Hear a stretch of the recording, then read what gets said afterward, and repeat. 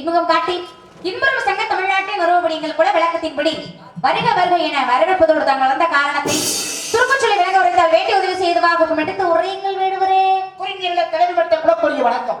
இந்த குமரவடிவனை குறிக்க ஒன்று மன்னன் என்ன பெரிய மாயூரனதற்கு வெள்ளிமலையும் மின்மலையும் வெளியிருக்க அஞ்சரஞ்சனம் திறன் தலைமையால் தாளிருக்க நந்துதனை அறிஞான் என் அந்த சிவனை கூறுவர் சிலர் இதைத்தான் நாளெடுத்து கூடு நடுவே நலம்பிருக்கும் காலம் தலையில் சேர்ந்தார் கிடைச்சாது வேளாக ஒட்டு முதலெடுத்து மோதம் விட்டார் பரமனுக்கு வெடிகின்ற உயர்வாக சொல்லக்கூடிய மலைக்கு சொந்தக்காரன் நான் அதிகாலை எழுந்து என் தாயுந்தரை வணங்கிவிட்டு வேட்டைக்கு செல்வது விளக்கம் அப்படி வேட்டையாட வருகின்ற பொழுது அழகான வெண்மாலை கண்டேன் அதை கையாலை பிடிப்பதற்கு மிக ஆவல் கொண்டு அந்த மாலை பிடிப்பதற்கு தாங்களிடத்திலே அனுமதி கேட்கிறீங்க. எப்படி தெரியுமா? என்மான் என்மான் என்மான் என்மான்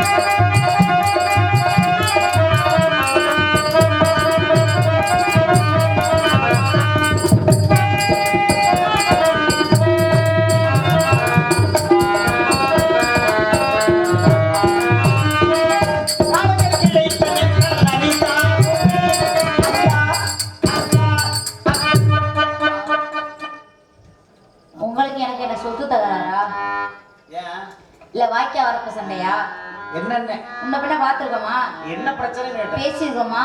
எதுக்குன்னு இதெல்லாம் எதுவுமே இல்ல. அப்படி இருக்கப்ப என்னை போய் அக்கா அக்காங்கிறீங்களே, என்னை பார்த்தா உங்களுக்கு அக்கா மாதிரி தெரியுதா? யார் அக்கான்னு சொன்னது? எங்க ஒரு தங்கச்சின்னு சொன்னா கூட நியாயம் நான் ஏத்துக்குவேன். யாரு சொன்னதுன்னு? என்னை போய் அக்காங்கிறாங்க அவங்க. நீங்க சும்மா பார்த்து சும்மா இருக்கீங்க. இல்ல சொன்னது யாருன்னு நீங்க என்னங்க சொன்னீங்க? அம்மா நான் உங்களை அக்கான்னு சொன்னேன். உங்களை திறமையானவங்க பேசாத. அப்பா சொன்னாங்க தெரியாதவள ஏமா இவரு அதாவது சின்ன வயசாக இருந்தாலும் வாங்கக்கா போங்கக்கான்னு தான் சொல்லுவாங்க. சின்ன பிள்ளைங்க வந்து பொய் சொல்லாதுன்னு சொல்லுவாங்க. நான் சொல்ல உண்மையை மட்டும் சொல்றேன். நான் அக்கான்னு சொன்னா நீங்க சொன்னீங்க. நீ சொன்னது பொய்ன்னு நான் சொல்றேன். இங்க பாருங்க, நீங்க சொன்னது உண்மைன்னு நான் சொல்றேன். நீ சொல்றது பொய்ன்னு நான் சொல்றேன். நீங்க சொன்னது உண்மைன்னு நான் சொல்றேன்.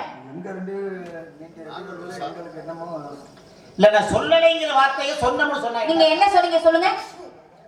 காலங்க நடித்த மக்கள் அரிதாவே நீங்க ஏன் சொன்னீங்க?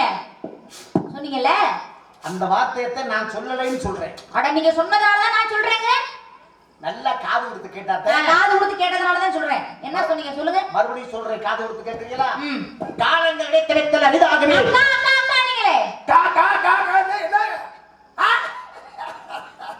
நம்ம சொல்ற வார்த்தைய காதார கேட்டாதான் அதுக்கு உண்டான பதில் சொல்ல முடியும். சொல்லுங்க. புரியுதா? காலங்கள் உடைத்தெடுத்தல் அரிதாகவே.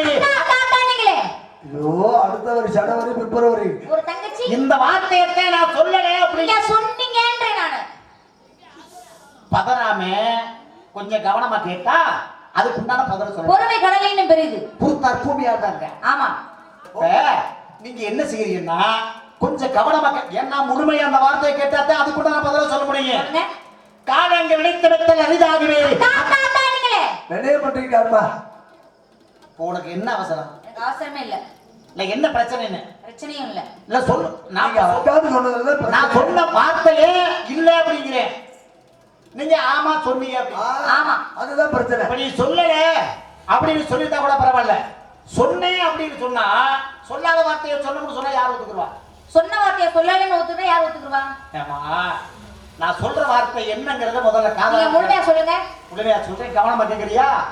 முழுமையா கேட்டாதான் அதுக்கு கூட நான் பதில் சொல்ல முடியும். உண்மை. காலங்கள் கிடைத்த மெத்தல் அரிதாகுமே, அக்காலத்தை கிடைத்த வண்ணம் மதியாகுமே சொல்லி வந்தேன். இப்ப உண்மையா பொய்யா? உண்மை உண்மை. இதுல என்னன்னா அக்காலத்தை கிடைத்த வண்ணம் மதியாகுமேனா மதினா எதை சொல்லுவான்? வானில் முழு மதியை கண்டே, வனத்தில் ஒரு பெண்ணை கண்டேன், வானில் முடுநிலவை போல மங்கையவள் வதனம் கண்டேன். அதையும் மதின்னு சொல்லலாம். மனிதனுக்குள்ள அறிவு இருக்குல்ல, அந்த அறிவையும் மதின்னு சொல்லலாம். அப்ப இது எந்த அளவுக்கு இருக்கு, இது மதி அப்படின்னு சொல்லலாம், பெருமதி அப்படின்னு சொல்லல. அப்ப எதை எந்த நேரத்துல பயன்படுத்தமோ அதை அந்த நேரத்துல பயன்படுத்தாக்க அந்த இடத்துக்கு உதவும். ஆகையினால காலங்கள் கிடைத்த மெத்தல் அரிதாகுமே.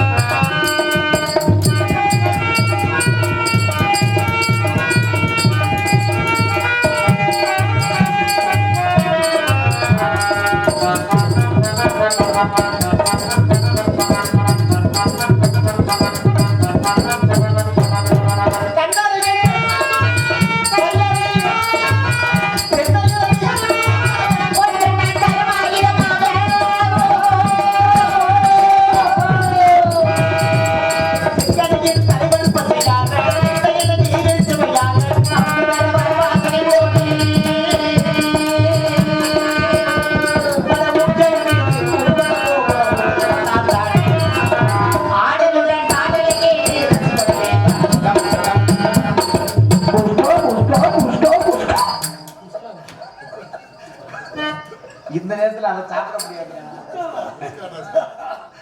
காலையில அதெல்லாம் சாப்பிட முடியாது. அதுவும் எதுல நடக்குதான் சாப்பிடணும். சாப்பிட முடியாது. பாத்தீங்களா எந்த நேரத்துல என்னென்ன ஞாபகம் வருதுன்னு. செய்ததும்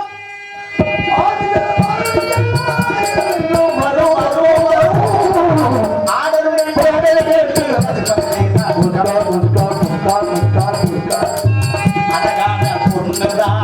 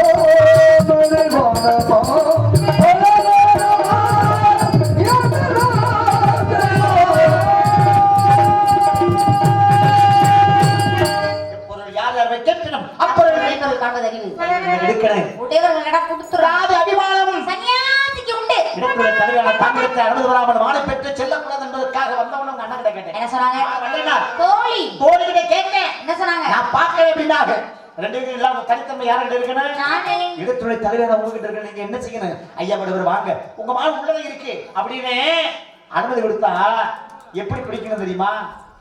ஒரு ஆடு குட்டி போட்டா என்ன குட்டின்னு சொல்லுவோம்? ஆட்டுக்குட்டி. மாடு குட்டி போட்டா கண்ணுக்குட்டி. ஏன்? இப்ப நாய் குட்டி போட்டா நாய்க்குட்டி. பூனை குட்டி போட்டா பூனைக்குட்டி. சிங்கம் குட்டி போட்டா சிங்கக்குட்டி. எல்லாம் அதனுடைய பேரை சொல்லித்தானே சொல்றோம். மாப்பா.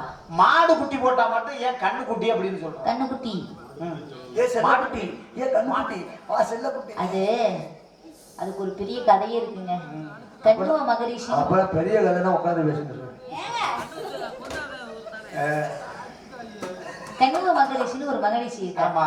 அந்த மகரிஷினாலதான் கன்றுக்குட்டின்னு ஒண்ணு வந்துச்சு. இல்லாட்டினா மாட்டுக்குட்டி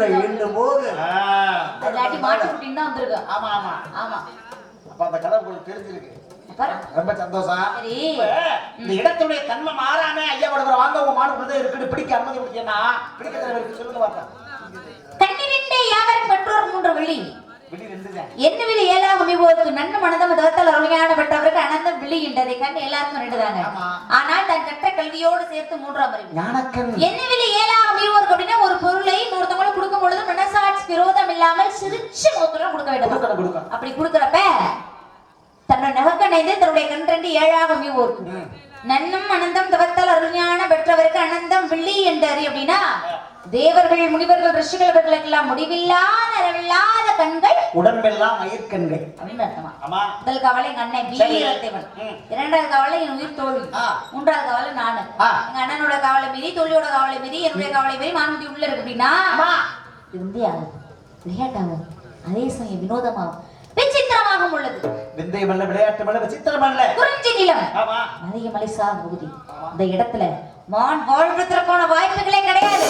ஓஹோ அப்படின்னு உங்களுக்கு நல்லா தெரியும். நல்லா தெரிஞ்சிருந்தும் இங்க இருக்கா என்ன அர்த்தம்? ஏதோ ஒரு சூழ்ச்சி இருக்குது என்றுதானே அர்த்தம். இந்த இடத்துடைய தன்மை என்ன தெரியுமா? எப்பொருள் யார் யார் கேட்கணும் அப்பொருள் மெய்ப்பொருள் காண்பது. யார் என்ன சொன்னாலும் நம்ப கூடாது. என்ன செய்யணும்? ஆராய்ந்து அறிந்து தெளிவுபட தெரிந்து அதற்கு பிறகாக தன்னுடைய அறிவுடைமை பயன்படுத்தினா பயன்படுத்ததுக்கு அப்புறம் தான் எது உண்மை எது பொய்ன்னு தெரியும். ஆமா. தன்னெஞ்சு அறிவது பொய்யற்க பொய்த்த பின் தன்னெஞ்சே தன்னை சுடும் அப்படின்னு சொல்லியிருக்காங்க. ஏன் ஒருத்தவங்க தப்பு செய்யறாங்கன்னு வச்சுக்கோங்களேன், மனசாட்சிக்கு தெரிந்து தப்பு செஞ்சோம்னு வச்சுக்கோங்க, அந்த தண்டனையை பிறர் கொடுக்க தேவையில்லையா, தன் தண்டனையே தானே அனுபவித்துக் கொள்வார்களாம். ஏன்னா மனசாட்சி உறுத்தும். மனசாட்சி மனசாட்சி என்னைக்குமே உண்மையா நடக்கக்கூடியது. மனசாட்சிக்கே துரோகம் பண்ணிட்டு நிறைய பேர் ஒரு சில விஷயத்த பண்ணுவாங்க.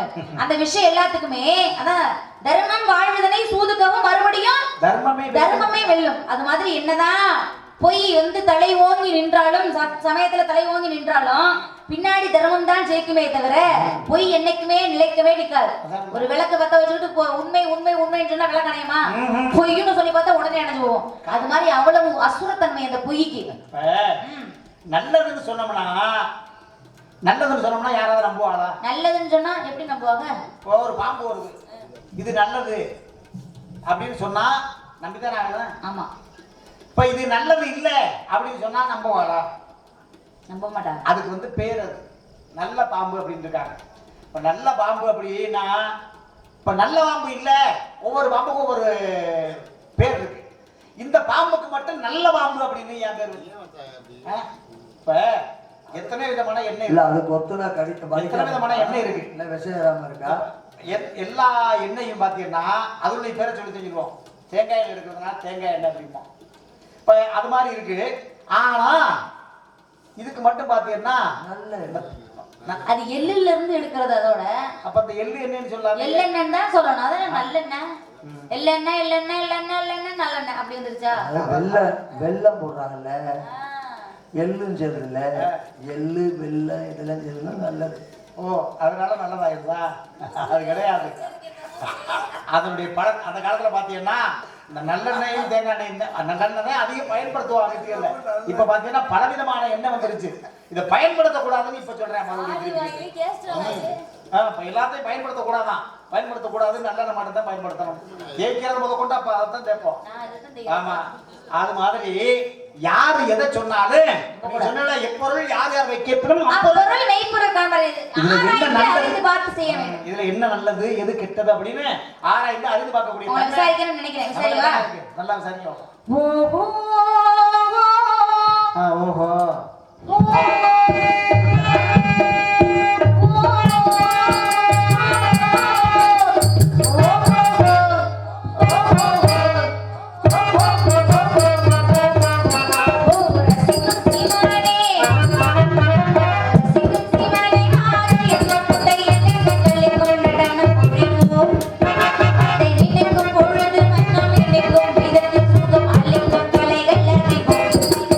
Oh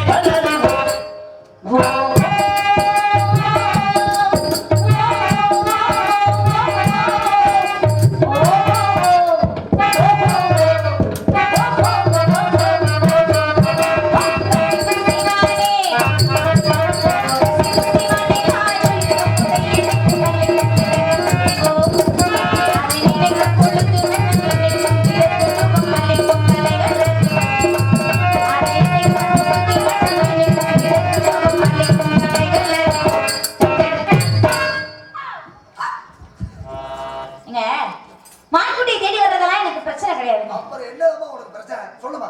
ஆளு பாக்குறதுக்கு நல்லா வாட்டா சட்டமா அவசரமா. அதனால பயப்படுறியா? நான் இருக்கிறேன். பயப்படலங்க. நான் இருக்கிறேன்.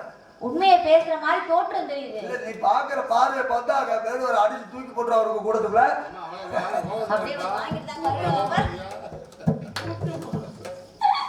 கூட்டம் எங்க இருக்கு? என்னமா? முதல்ல சொன்ன வசனம் கலர்ல உட்கார்ந்துக்க அவரு. ஆமா. அது மாதிரி கூட்டம் இருக்குது. நியாயமானவங்கள பாக்குறதுக்கு தெரியுறாங்க. ஆனா பேசுறது புறம் பொய் பித்தலாட்டமா இருக்கே. அது அப்படித்தான் சில பேர் பார்க்கும்போது அப்படித்தான் தெரியும். ஒரு சில பேரை பார்த்தா பிடிக்கும். பார்த்துட்டு எடை போட்டுறோம். ஒரு சில பேரை பார்க்க பிடிக்கும். ஒரு சில பேரை எப்படி பார்த்தாலும் பிடிக்காது. அது குணத்தை மாறாது. அது மாதிரி பாக்குறதுக்கு நல்ல ஆளு. என்னம்மா உனக்கு என்னம்மா பிரச்சனை? உயரமா இருக்காங்க. ஆனா பேசுறதுக்கு பொய் பித்தலாட்டமா பேசுறாங்க. நான் என்ன பண்ணுவது? பள்ளியினரை கண்டு மரங்கள் ஏறிய வீடன் கொல்லிய பசியை தீர்த்து ரசித்த புறமை கொன்றான். நல்லார் ஒருவருக்கு செய்த நலமது மிக்கதாகும். அதுவே புள்ளார் தனக்கு செய்தால் உயிர்களை போக்குவாரே அப்படின்னு இருக்காங்க. நல்லவங்க ஒருத்தவங்களுக்கு உதவி செஞ்சா நம்மளை மட்டும் இல்ல நம்ம பின்னாடி இருக்கக்கூடிய சந்ததிகள் அனைவரையுமே காப்பாற்றும். அவரும் நம்மளுக்கு இல்லாட்டி கூட அவரை சுத்தி உள்ள ஆளுகளுக்கு நல்ல நடக்கும். அது மட்டும் இல்லாம நல்லார் ஒருவருக்கு செய்த உபகாரம் கல்மேல் எழுத்து போல் காணுமே. அல்லாத ஈரமில்ல நெஞ்சத்தாருக்கு இந்த உபகாரம் நீர் மேல் எழுத்திற்கு நேர் அப்படின்னு சொல்லிருக்காங்க. நல்லவங்க ஒருத்தவங்களுக்கு உதவி செஞ்சா கல்லிலே பதிக்கப்பட்ட எழுத்து போல காலகாலத்துக்கு இருக்குமா. ஆனா தீய ஒருவருக்கு உதவி செஞ்சா பச்சை தண்ணியில எழுதுனா எழுத்து நிக்குமா? அது மாதிரி நல்லவங்க யாரு கெட்டவங்க யாரான்னு ஆராய்ந்து எடுத்து கொடுக்கணுமா. அதனாலதான் நம்மளுக்கு பாத்திரம் மறிஞ்சு பிச்சை கொடுக்கணும், கோத்திரம் மறிஞ்சு பொண்ணு கொடுக்கணும் அப்படி சொல்லுவாங்க. அது மாதிரி நல்லவங்க யாரு கெட்டவங்க யாருன்னு ஆராய்ஞ்சு அறிந்து பார்த்து இவங்கள்ட்ட அந்த பொருளை கொடுக்கலாமா, இருக்குமா, உதவுமா, அவருக்குனாச்சும் உதவுமா அப்படின்றத யோசிச்சு பார்த்து நம்ம எந்த விஷயமா இருந்தாலும் செஞ்சாதான் அந்த அதுக்கான பலன் நமக்கு கிடைக்கும், அதுக்கான மரியாதையும் கிடைக்கும். ஆமாங்க. இப்போ ஒரு பொருள் கீழே கிடக்குது, அந்த பொருளை கொண்டு போய் உங்கள்ட்ட நான் ஒப்படைச்சிடறேன். அந்த பொருள் உங்களுக்கு தானான்றது முதல்ல எனக்கு சந்தேகம் தெரியணும்ல. பாக்குறதுக்காக வேட்டா சட்டமா இருக்குன்றதுக்காக அதை கொடுத்த முடியுமா? நம்ப கூடாது. இப்ப எல்லாம் யாரையும் நம்ப முடியுது? இந்த மாதிரி மாட சாட்ட மாதிரி தான் நம்ப கூடாது. ஆமா, அது சுத்தமா நம்ப கூடாது. அதனால இப்போதைக்கெல்லாம் உங்களுக்கு மான்குட்டி தர மாதிரி ஐடியா இல்ல, வாய்ப்பு இல்ல. வாய்ப்பு இல்ல, ஐடியாவே இல்லை எங்களுக்கு. நம்பினார் கெடுவதில்லை நல்லவர்க்கும் ஏழையர்க்கும் ஆண்டவனே காப்பு. நோய்க்கு இருந்தாவா பசிக்கு இருந்தாவோ மருந்தாவோ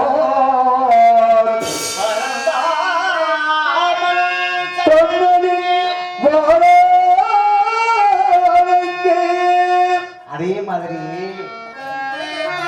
நல்லவர் யாரு கெட்டவர் யாருன்னு பார்த்த உடனே முதல்ல தெரிஞ்சுக்கணும். என்னதான் தவறு பண்ணியிருந்தாலும் நம்மளை பார்த்தா என்ன சொல்லுவா, ஏப்பா நீ இவ்வளவு பெரிய மனுஷனா இருக்க, ஒரு சின்ன பிள்ளைகிட்ட போய் அது சொல்லுதுன்னு நம்பலாமா? அப்ப அந்த சின்ன பொண்ணுகிட்ட இருந்து உன்னை வாங்கி ஏண்டா போய் ஏமாத்தி இப்படி போய் நீ இப்படி எல்லாம் பண்ணலாமா, சின்ன பிள்ளை ஏமாத்தலாமா அப்படின்னு சொல்லுவாங்கல்ல. ஏமாத்தினாலும் போச்சு நம்மளுக்கு மரியாதை. அப்ப அனுமதி இல்லாம எடுத்துட்டு போயிட்டாங்க, போச்சு. அப்ப இவங்களுடைய அனுமதிப்ப யாரு நல்லவர் யாரு கெட்டவர்னு யாருக்குமே தெரியாது. ஒரு விஷயம் நல்லா தெரிஞ்சு யாருக்குமே தெரியாதா? இப்ப ஒருத்தர் என்ன பண்ணிருக்காரு, அங்க இருந்து தலையில ஒரு சுமையை கொண்டு வந்திருக்காரு. சுமையை கொண்டு வந்திருக்காரு. அது கொண்டுட்டு வரும்போது பாத்தீங்கன்னா அவருடைய கட்டளை என்ன, நீ இது கொண்டு போய் இது எந்த இடத்துக்கு கொண்டு வரையா, இங்க கொண்டு போற எங்கேயுமே இறக்கக்கூடாது. இறக்கி வச்சானா திரும்பி இறக்கி தச்சா தூக்க முடியாது அப்படின்னு சொல்ற. இவர் வந்துகிட்டு இருக்க வழியில பாத்தீங்கன்னா ஏதோ ஒரு அவசர ஆத்திரம் அப்புறம் என்ன வழிக்கு வர்ற வழியில அவசர சொல்லிட்டியா வந்துருச்சு. அப்ப என்ன பண்ணிருக்காரு, பாத்துருக்காரு அங்க ஒரு பையன் இருக்கேன், ஏய் தம்பி இங்க வாடா, ஏன்னா இதை கீழே வைக்க கூடாது, கொஞ்ச நேரம் இதை தலையில வச்சுக்க, ஒரு கீழே வைக்க கூடாது, அதனால கொஞ்ச நேரம் வச்சுக்கடா நான் வந்துறேன் அப்படின்னு சொல்லிட்டு இப்படி போடுறாரு. போன விரல் கையில வச்சு பார்த்தா நான் தலையில வச்சு பார்த்தா ரொம்ப நேரம் வச்சுக்கிற முடியல. ஏன்னா சின்ன பையன்ல அதுக்கிட்ட பாத்திருக்கேன். ஏன்னா போனவரை காணா அடையே இதை அது ஏற்கனவே வாங்கும்போது அவன் சொல்லிட்டேன் 3 தடவை கூப்பிடுவேன், அதுக்குள்ள வரல நான் வச்சுக்கிறேன். ஜோலியை முடிச்சுட்டு நான் பாட்டு போயிட்டு இருப்பா. ஏன் அவசரம்? அதுக்குள்ள நான் வந்திருக்கேன். இரு கொஞ்சம் வச்சுக்கிட்டு கொண்டு போயிட்டேன். பாத்திருக்கேன், கூப்பிட்டு பாத்திருக்கேன், ஆளை காணா. இவன் வச்சுட்டு போயிட்டான். மூத்திரம் குளமா பெருகிட்டு இருக்கு. குழம்பா பெருகணும் வேணவா? கடலாம் ஓடிடுச்சு. ஆறு ஓடுனா அப்புறம் கடலுக்கு போயிட்டு அது மாதிரி பாத்தீங்கன்னா என்ன பண்ணா தெரியுமா? அங்கட வச்சுட்டேன். கீழே வச்ச உடனே இவன் எங்கேருந்து வந்து பாத்துட்டு பயனை காணும். அதுக்கப்புறம் பைப்பு நின்றுச்சு. ஆமா, நின்னா என்ன ஆகு? அதே மாதிரி இவர் வந்து பார்த்திருக்காரு. இந்த பையனை காணா கடைசியா பாத்தீங்கன்னா ஒரு கொடுத்த அங்கனே இருக்கு. வச்சுட்டு போயிட்டா அப்படின்னு சொல்லி கூப்பிடுறாரு. ஆனா போயா அப்படின்னு சொல்லிட்டு அவன் பாட்டு போயிட்டான். வேற அவன் சொல்ல சொல்ல முடியல. கடைசியா வச்சுட்டு போயிட்டா. அதை எடுக்க முடிஞ்சா முடியாது. அதனால என்ன நிலைமை? அப்ப அவர் நல்லவே நினைச்சுட்டேன். அதை கையில கொடுத்தாரு. ஆமா. அப்ப அவனுக்கு அவர் நல்லவரா இல்ல கெட்டவரா அப்படின்னு சொல்ல முடியுமா? ஏங்க அந்த நேரத்துல அவருக்கு பாதகமா இருந்தாலும் ஒரு விஷயம் நல்லா இந்த நேரத்துல எல்லாருக்கும் அது சாதகமா இருக்கு. மத்தவங்களுக்கு எப்படி தெரியாது. அவங்களோட வாழ்க்கையில எத்தனையோ நம்ம தவறுகள் எல்லாம் நம்ம சந்திச்சிருப்போம். எத்தனையோ ஒரு பிரச்சனைகளை நம்ம சந்திச்சிருப்போம். பிரச்சனைகளை சந்திக்கிறப்ப என் மேல தவறு இல்லைன்னு ஒரு சில பேர் போராடுவாங்க. ஒரு சில பேர் வந்து என் மேல தவறு இருக்கு அப்படின்னு இருக்குன்ற ஒத்துக்குவாங்க. அப்படி இருக்கும்போது இன்னொருத்தவங்கள உன் மேல தப்பு இருக்குன்னு நம்ம சுட்டி காட்டுறோம்னு வச்சுக்கோங்களேன். அப்படி சுட்டி காட்டும் பொழுது ஒருத்தவங்க தவறு ஏற்படுறதே வந்து பிறராலதான் ஒரு தவறு ஏற்படும். அவங்களால ஒரு தவறு ஏற்படுமாப்பா? எனக்கு கோவம் வருதுன்னா நீங்க ஏதாவது